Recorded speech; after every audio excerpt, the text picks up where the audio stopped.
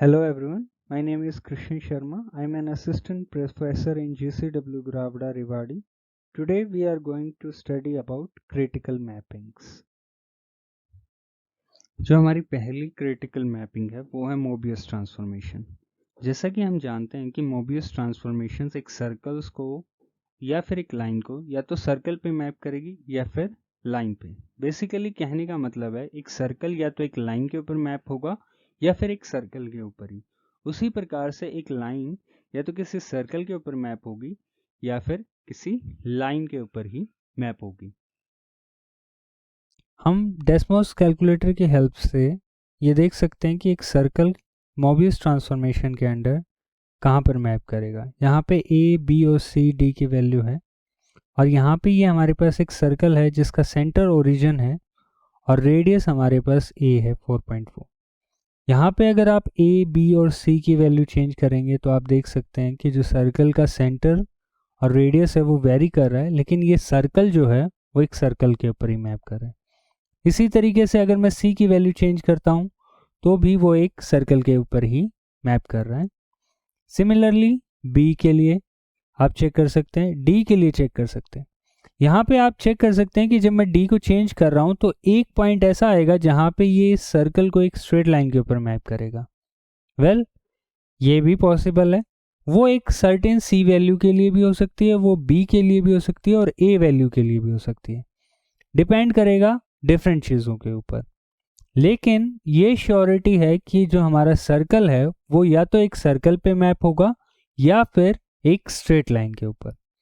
यहाँ पे आप सर्कल की रेडियस भी चेंज कर सकते हैं और आप देख सकते हो कि एक पॉइंट के ऊपर जो सर्कल है for a fixed value of A B C and D वो भी एक स्ट्रेट लाइन के ऊपर किसी सर्टेन रेडियस के लिए जा सकता है. ठीक है, आप चाहें तो सर्कल का सेंटर चेंज करके भी देख सकते हैं, लेकिन इफेक्ट सेम रहेगा. यहाँ पे मैंने सर्कल की रेडियस जो सेंटर है वो मैंने ओरिजिन रखा है फॉर सिंप्लिसिटी. अब हम देखते हैं कि एक स्ट्रेट लाइन कहाँ पे मैप करेगी. तो उसके लिए पहले मैं इन दोनों को क्लोज कर देता हूँ. इन दोनों यहाँ पे हम चलते हैं. ये हमारे पास एक स्ट्रेट लाइन है. अगर हमें ये देखना है कि ये कहाँ पर मैप करेगी तो ये मैप करेगी इस सर्कल के ऊपर. ठीक है, यहाँ पे आप देख सकते हैं कि अगर मैं ए की वैल्यू चेंज करता हूँ तो सर्कल के रेडियस और सेंटर वेरी कर रहे हैं. सी की अगर मैं वैल्यू चेंज करता हूँ तो भी सर्कल की रेडियस और सेंटर वेरी कर रहे हैं. यहाँ पे भी आप देख सकते हैं डी चेंज करने पर और बी का भी सेम इफेक्ट होगा. आप चाहें तो लाइन की जो स्लोप है उसको चेंज कर सकते हैं, तो भी आप देख सकते हो कि ये या तो एक स्ट्रेट लाइन पे ऊपर मैप करेगा या फिर एक सर्कल के ऊपर. अगर आप सी को चेंज करते हैं y is equal to m x plus c तो भी आप या तो आए सर्कल पे मैप कर रहे हैं या फिर किसी स्ट्रेट लाइन के ऊपर मैप करेगा. तो एक मोबियस ट्रांसफॉर्मेशन एक स्ट्रेट लाइन को या तो किसी सर्कल पे मैप करेगी या फिर स्ट्रेट लाइन पे ही. एंड सिमिलरली एक सर्कल को या तो सर्कल पे मैप करेगी या फिर किसी स्ट्रेट लाइन के ऊपर. हमारी जो नेक्स्ट क्रिटिकल मैपिंग है वो है exponential transformation which is w is equal to e raise to power z. अगर हम w is equal to e raise to power z को देखें तो हम उसको लिख सकते हैं e raise to power x cos y plus iota sine y. अब यहाँ पे हम कुछ कंडीशंस डालते हैं और देखते हैं कि ये एक हॉरिजॉन्टल लाइन और एक वर्टिकल लाइन को कैसे मैप करेगा. अगर हम बात करते हैं एक वर्टिकल लाइन की तो इसका मतलब हम कह रहे हैं कि x हमारे पास कांस्टेंट है. अगर x हमारे पास कांस्टेंट है तो आप यहाँ पे देख सकते हैं कि e raise to power x की वैल्यू हमारे पास चेंज नहीं होगी, सिर्फ cos y plus iota sine y change होंगे और ये भी आप 2 पाई के पीरियड में आपके पास चेंज होते रहेंगे. तो बेसिकली आप ये देख सकते हैं कि यहाँ पे हमारे पास जो रेडियस है वो कांस्टेंट है और cos y plus iota sine y एक यूनिट सर्कल को मैप करेंगे जहाँ पे e raise to power x उसके रेडियस को r टाइम्स बढ़ा देगा. तो अगर हमारे पास x हमारे पास कांस्टेंट है तो वो हम मैप करेगा एक सर्कल के ऊपर जिसकी रेडियस होगी e raise to power x. अब हम देखते हैं कि एक हॉरिजॉन्टल लाइन को ये मैपिंग कहाँ पर मैप करेगी. अगर हम हॉरिजॉन्टल लाइन की बात करें तो हमारे पास इसका मतलब है कि y हमारे पास कांस्टेंट है। y कांस्टेंट होने का मतलब है कि cos y plus iota sine y की एक फिक्स्ड वैल्यू रहेगी, जो यहाँ पर हमारे पास एक एंगल डिटर्मिनेशन का काम कर रहे हैं। तो यहाँ पर ये हमारे पास एक लाइन के ऊपर मैप करेगा, जो कि लाइन होगी थीटा इज इक्वल टू के। बेसिकली आपके पास एंगल फिक्स होगा और जो उसकी लेंथ है वो इंक्रीज करती रहेगी। तो अगर y हमारे पास कांस्टेंट हुआ तो w एक लाइन के ऊपर मैप करेगा, जो कि होगी theta is equal to y। इस कैलकुलेटर की हेल्प से हम ये देखेंगे कि जो ये हॉरिजॉन्टल लाइन है ये एक्सपोनेंशियल में कहाँ मैप करती है। वेल थ्योरेटिकली हम ये चीज़ चेक कर चुके हैं कि हॉरिजॉन्टल लाइन का मतलब है कि वो theta is equal to some angle पे मैप करेगा, और जो एंगल है वो डिटरमाइन किया जाएगा कि y की वैल्यू यहाँ पर क्या है। एनालिटिकली हम वो चीज़ देख चुके हैं। तो ये लाइन जहाँ पे मैप कर रही है वो है ये वाली लाइन। तो यहाँ पे जो एंगल है, यहाँ पर अगर c की वैल्यू 2.1 है तो एंगल हमारा 90 से ज़्यादा होगा। ठीक है, अब यहाँ पे आप देखिए जैसे ही मैं c की वैल्यू इंक्रीज करूँगा ये जो लाइन है ये रोटेट करना स्टार्ट कर देगी और वापस यहाँ पर आ जाएगी हमारी इनिशियल पोजीशन के ऊपर। और जैसे ही मैं c की वैल्यू डिक्रीज करना शुरू करूँगा ये रोटेट करना फिर से शुरू कर देगी। ठीक है, तो इस टाइप से हम c की वैल्यू चेंज करके हमारी लाइन को डिटरमाइन कर सकते हैं। तो हॉरिजॉन्टल लाइन हमारे पास theta is equal to some angle के ऊपर मैप करती है। अब देखते हैं कि वर्टिकल लाइन कहाँ पर मैप करेंगी। तो यहाँ पे मैं इन दोनों को क्लोज कर रहा हूँ। यहाँ पर ये हमारे पास एक वर्टिकल लाइन है और ये जहाँ पे मैप कर रही है वो है हमारे पास एक सर्कल। जैसा कि हमने थ्योरेटिकली देखा था कि वर्टिकल लाइन में क्या होता है कि हमारी जो रेडियस है वो चेंज होती है और एंगल हमारे पास पूरा रोटेट हो जाता है। जो रेडियस है वो डिटरमाइन होती है इस वैल्यू से कि x की वैल्यू क्या है, और ये जो ग्रोथ है x की वैल्यू जैसे जैसे हम बढ़ेगी जो सर्कल की रेडियस है वो एक्सपोनेंशियली बढ़ेगी। तो यहाँ पे आप देख सकते हैं एक्सपोनेंशियली बढ़ रही है। जैसे ही मैं जीरो पे आऊँगा सर्कल की रेडियस 1 हो जाएगी और जैसे ही मैं नेगेटिव साइड में जाऊँगा सर्कल की रेडियस और भी कम होती जाएगी, तो एक्सपोनेंशियली डीके होता चला जाएगा। इसी तरीके से आप इंक्रीज करके और डिक्रीज करके सर्कल की रेडियस फाइंड आउट कर सकते हैं। यहाँ पे आप स्क्रीन से बाहर चला गया क्योंकि एक्सपोनेंशियली ग्रोथ है, तो बहुत कम मतलब e रेज़ टू पावर 4 हमारे पास बहुत ज़्यादा होगा। तो यहाँ पे आप देख सकते हैं कि सर्कल यहाँ पर पहुँच गया है। अगर मैं c की वैल्यू और ज़्यादा बढ़ाता हूँ तो वो और ज़्यादा हमारे पास वैल्यू पहुँच जाएगी।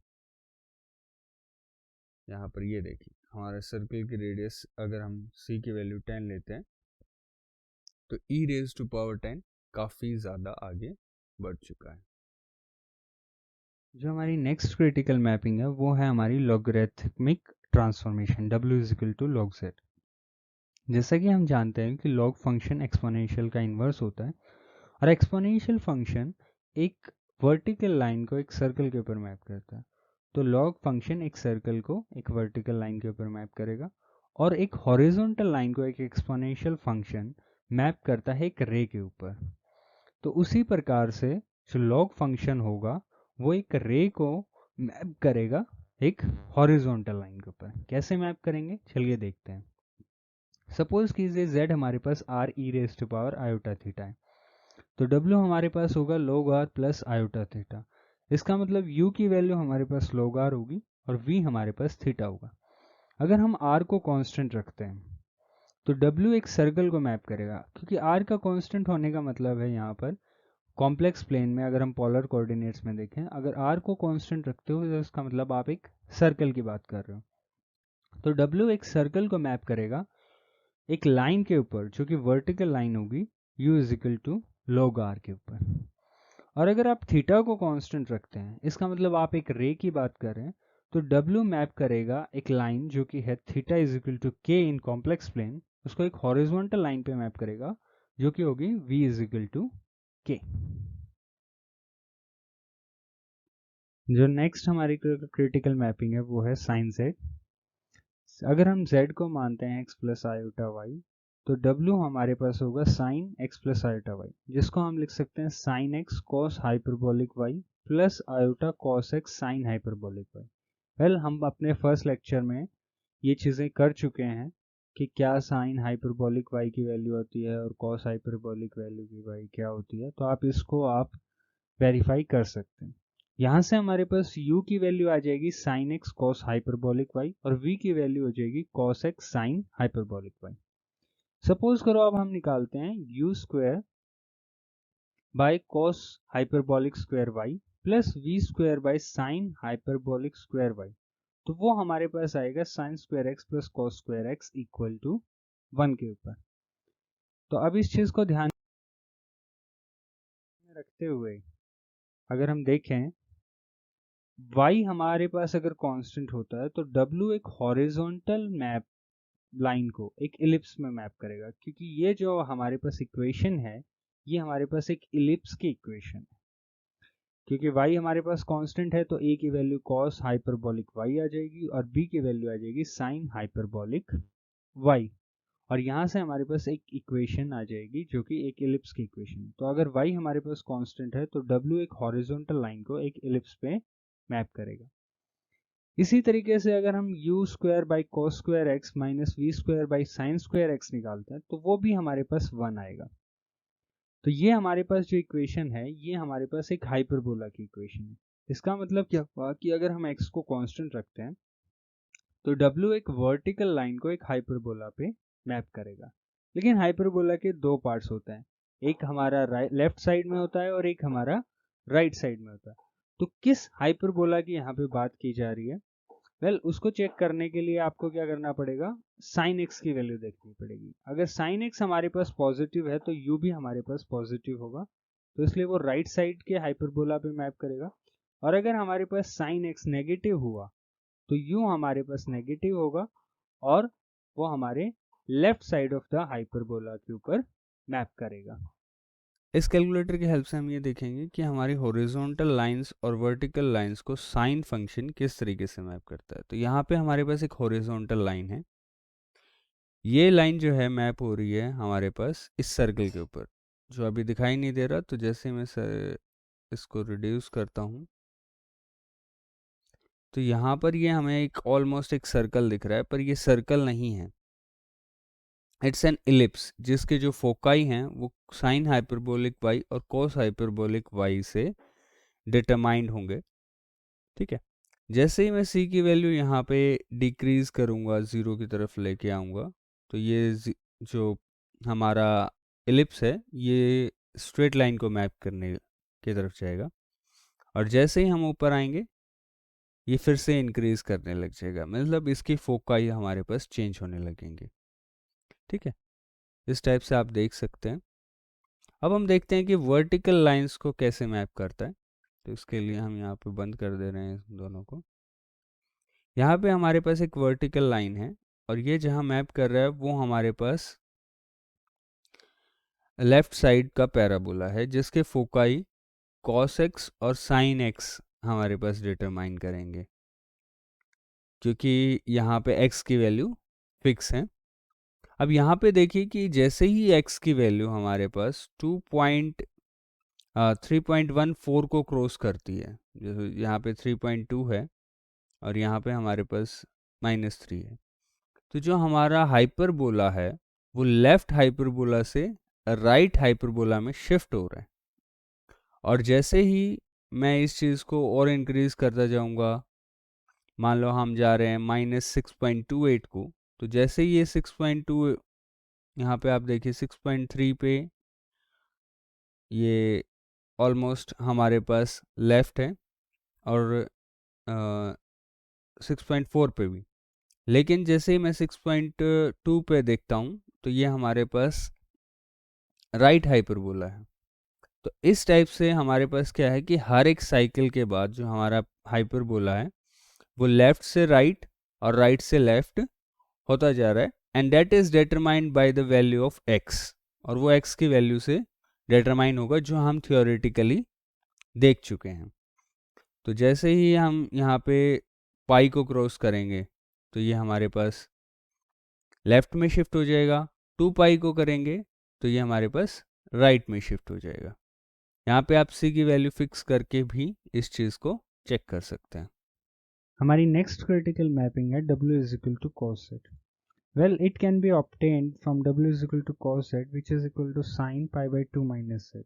बेसिकली आपको पहले ट्रांसलेशन करना है, उसके बाद आप साइन अप्लाई कर सकते हैं, तो आपके पास cos z आ जाएगा।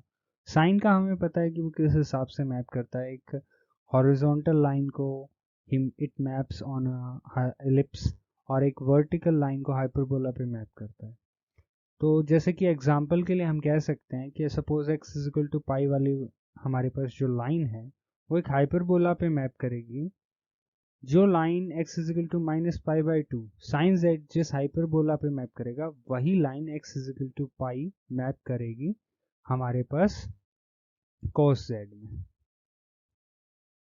जो हमारी नेक्स्ट क्रिटिकल मैपिंग है वो है w is equal to tan z। Suppose हम z को x प्लस आयोटा y मानते हैं और w हमारे पास होगा tan x plus iota y which is equal to sine x plus iota y divided by cos x plus iota y।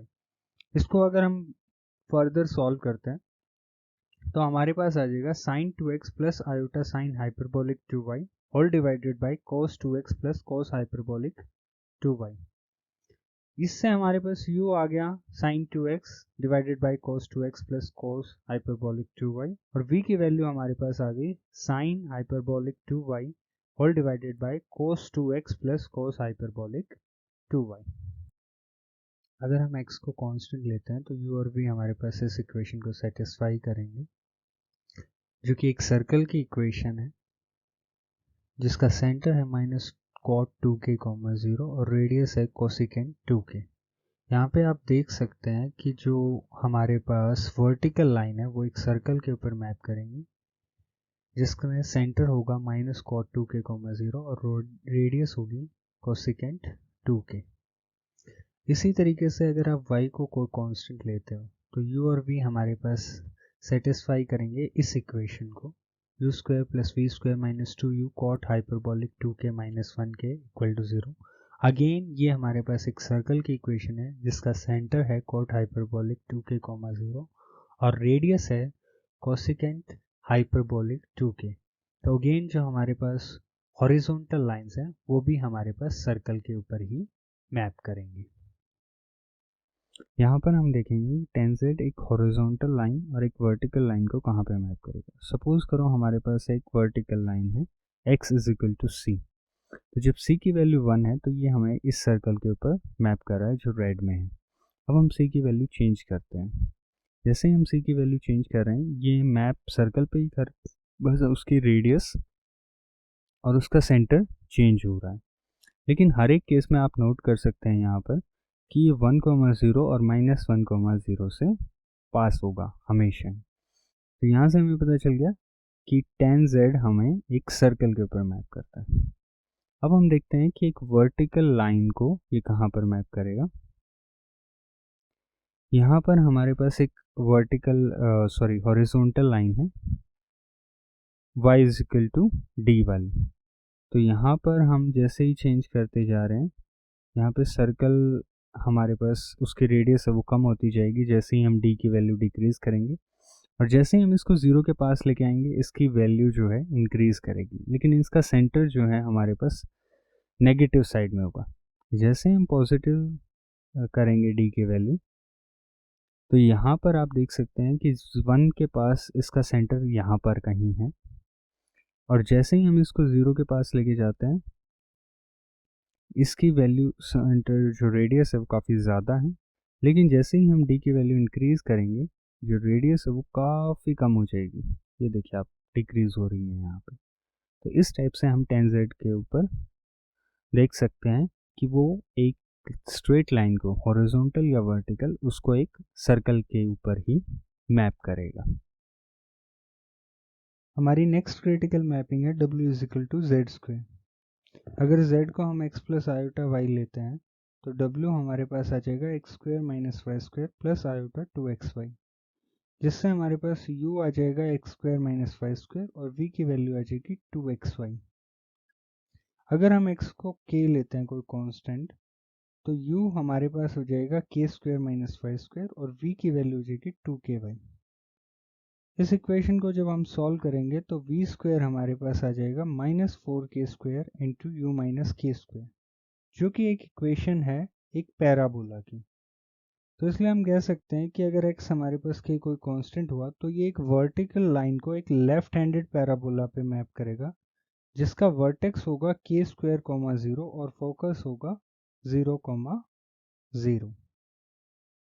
अगर हम y is equal to t को constant लेते हैं तो u हमारे पास हो जाएगा x square minus t square और v हमारे पास हो जाएगा 2xt, जिससे v स्क्वायर हमारे पास आ जाएगा 4t square into u plus t square, जो हमारे पास इक्वेशन है अगेन एक पैराबोला की। तो y is equal to t हमारे मैप्स करता है एक हॉरिजॉन्टल लाइन को एक राइट हैंडेड पैराबोला पे, जिसका वर्टेक्स होगा माइनस टी स्क्वायर कॉमा 0 और फोकस होगा 0 0। यहाँ पे हम देखेंगे कि z स्क्वायर हमारा हॉरिजॉन्टल और एक वर्टिकल लाइंस को कहाँ पे मैप कर रहे हैं। जैसा कि हम जानते हैं कि tan z एक हॉरिजॉन्टल लाइन को एक पैराबोला पे मैप करेगा, तो यहाँ पे हमारे पास एक हॉरिजॉन्टल लाइन है y is equal to c। आप c की वैल्यू चेंज करेंगे तो आपको एक पैराबोला ही मिलेगा। यहाँ पे आप चेंज कर सकते हैं c की वैल्यू और आप देख सकते हैं कि आपको जो मैपिंग है वो एक पैराबोला ही है। अगर हम c की वैल्यू 0 रखते हैं और मैं यहाँ पे इस लाइन को अप करता हूँ, तो हम ये देख सकते हैं जो ग्रीन लाइन है हमारी वो हमारे पास पॉजिटिव रियल एक्सिस को मैप करी है। वेल इसका सीधा सीधा मतलब ये है कि हमारे पास इमेजिनरी पार्ट नहीं है, तो इमेजिनरी पार्ट हमेशा पॉजिटिव पे मैप करेगा। ठीक है, और यहाँ पे आप c की वैल्यू फर्दर चेंज करके देख सकते हैं कि आपको एक पैराबोला मिल रहा है। ठीक है, अब हम चेंज कर देखते हैं कि वर्टिकल लाइंस कहाँ पर मैप करेंगे। तो सपोज करो हमारे पास यहाँ पर वर्टिकल लाइन है। यहाँ पे ऑलरेडी देख चुके हैं कि जो हमारा पैराबोला है वो लेफ्ट फेस्ड हो चुका है ऑलरेडी। अगर हम एक हॉरिजॉन्टल लाइन पे देखें तो वो राइट फेस था, अब की बार वो लेफ्ट फेस हो चुका है। इसमें हम c की वैल्यू चेंज करेंगे तो हमारा पैराबोला है वो चेंज होता रहेगा। लेकिन अगर हम c की वैल्यू 0 रखते हैं तो आप देख सकते हैं कि हमारे पास जो रियल पार्ट है वो हमारे पास 0 हो गया, x इज इक्वल टू 0। तो y की वैल्यू जो हमारा जो वैल्यू होगी वो आयोटा y का होल स्क्वायर होगा, जो कि हमेशा नेगेटिव होगा। इसलिए नेगेटिव जो साइड है रियल एक्सिस की वहाँ पर ये मैप कर रहा है। इस तरीके से आप देख सकते हैं इस चीज़ को कि डिफरेंट वैल्यूज़ के लिए हमारे पास डिफरेंट पैराबोलास आ रहे हैं। हमारी जो नेक्स्ट क्रिटिकल मैपिंग है वो है z प्लस 1/z। अगर z को हम r e raise to power iota theta लेते हैं तो w हमारे पास हो जाएगा r plus 1/r cos theta plus iota into r minus 1/r sine theta, जिससे u हमारे पास हो जाएगा r plus 1/r whole multiplied by cos theta और v हो जाएगा r minus 1/r whole multiplied by sine theta. अगर हम r को कोई कांस्टेंट लेते हैं not equal to 1, we will discuss this case कि जब 1 के इक्वल होगा तो क्या होगा। तो हमारे पास इस इक्वेशन को सेटिस्फाई करेंगे u एंड v, जो ऑब्वियसली एक इक्वेशन है इलिप्स की। तो इसलिए r is equal to k कोई कांस्टेंट है जो 1 के इक्वल नहीं है, तो वो एक सर्कल को एक इलिप्स पे मैप करेगा। और कॉम्प्लेक्स प्लेन में r कांस्टेंट होने का मतलब है एक सर्कल है। अगर हम r को 1 लेते हैं तो u हमारे पास 2 cos थीटा हो जाएगा और v हमारे पास 0 आ जाएगा। अगर हम मोड u की बात करें तो वो लेस देन 2 होगा। तो इसलिए जो r इक्वल टू 1 हुआ तो जो यूनिट सर्कल है वो एक लाइन सेगमेंट पे मैप करेगा जो -2 से 2 के बीच में है। अगर थीटा को हम t लेते हैं जो कि कांस्टेंट है, तब हमारे पास जो u और v हैं वो इस इक्वेशन को सेटिस्फाई करेंगे, जिसको आप सिंपल कैलकुलेशंस और सिंपल अलजेब्रा से आप चेक कर सकते हैं और वेरीफाई भी कर सकते हैं। In fact most of the calculations मैंने यहाँ पे आपको शो की हुई है। तो अगर थीटा को अगर हम कांस्टेंट लेते हैं तो ये एक हाइपरबोला के ऊपर मैप करेगा। लेकिन हाइपरबोला के दो साइड्स होती हैं, लेफ्ट हाइपरबोला और राइट हाइपरबोला। वो डिपेंड करेगा कि कोस थीटा अगर हमारे पास पॉजिटिव है तो यू भी पॉजिटिव आ जाएगा, तो वो राइट साइड के हाइपरबोला पे मैप करेगा। और अगर हमारा कोस थीटा नेगेटिव आया तो यू हमारे पास नेगेटिव साइड होगा, तो वो left side of the hyperbola पे मैप करेगा। डेसमोस कैलकुलेटर की हेल्प से हम इस चीज़ को देख भी सकते हैं, जो अभी मैं आपको दिखाने वाला हूँ। यहाँ पे हम देखेंगे कि z+1/z जो फंक्शन है वो एक सर्कल को और एक theta is equal to k वाली जो लाइन होती है हमारे पास, उसको कहाँ पे मैप करेगा। तो सबसे पहले यहाँ पे हमारे पास रेड कलर में एक सर्कल है जो मैप कर रहा है ग्रीन कलर के एलिप्स के ऊपर। तो जैसे ही हम इसके रेडियस चेंज कर रहे हैं, आप देख रहे हैं कि ये डिफरेंट एलिप्स के ऊपर मैप कर रहा है। अब इंटरेस्टिंगली हम केस देखते हैं कि जब हम a की वैल्यू 1 रखते हैं तब ये कहाँ पे जाएगा। वेल 1 रखने के ऊपर ये -2 से 2 के बीच में जो स्ट्रेट लाइन है वहाँ पर ये मैप करेगा, जो कि हमने थियोरेटिकली देखा था। अब हम देखते हैं कि एक vertical line theta is equal to के वाली जो हमारी लाइन है वो कहाँ पे मैप करेगी। तो यहाँ पे हमारे पास ये theta is equal to some angle वाली लाइन है। अगर हम ए की वैल्यू चेंज करते हैं तो ये रोटेट करती है, depending upon the value of a हमें डिफरेंट वैल्यूज़ मिल जाएंगी। अब हम ये देखते हैं कि ये मैप कहाँ पे करती है। तो सपोज ये हमारे पास वर्टिकल लाइन है, तो ये हमारी मैप कर रही है एक हाइपरबोला पे। अब वो हाइपरबोला की कौन सी साइड आएगी, लेफ्ट साइड आएगी या राइट साइड आएगी, वो डिपेंड करता है कि हमारे पास एंगल कितना है। अगर हमारे पास एंगल 90 और 180 के बीच में है तो हमारे पास आएगा लेफ्ट साइड का हाइपरबोला। और अगर हमारे पास जो एंगल है वो -π/2 से π/2 के बीच में है तो हमारे पास आएगा राइट साइड का हाइपरबोला। ठीक है, और इस ग्राफ से भी आप इस चीज़ को देख सकते हैं। हम देखते हैं कुछ क्वेश्चंस। पहला क्वेश्चन है, determine the region corresponding to the rectangular region a less than equal to x less than equal to b, c less than equal to y less than equal to d in the z plane which is mapped under the map w is equal to e raised to power z. Second question है, find the reason into which the reason 1/2 less than equal to x less than equal to 1 and 1/2 less than equal to y less than equal to y 1 is mapped by the transformation w is equal to z square. Third question है, find the image of the domain -π/2 less than equal to x less than equal to π/2 and -λ less than equal to y less than equal to lambda under the transformation w is equal to sin z. Fourth question है, show that the transformation w is equal to tan square pi z by pi root z by 4 maps the interior of the circle mod w is equal to 1 into the interior of the parabola. Fifth question है हमारे पास, show that the transformation w is equal to z square maps the circle mod z minus 1 equal to 1 into the cardioid rho is equal to 2 times of 1 plus cos phi. This is the reference we have used till now, John B. Conway, function of one complex variable, Springer, 3rd edition. Thank you.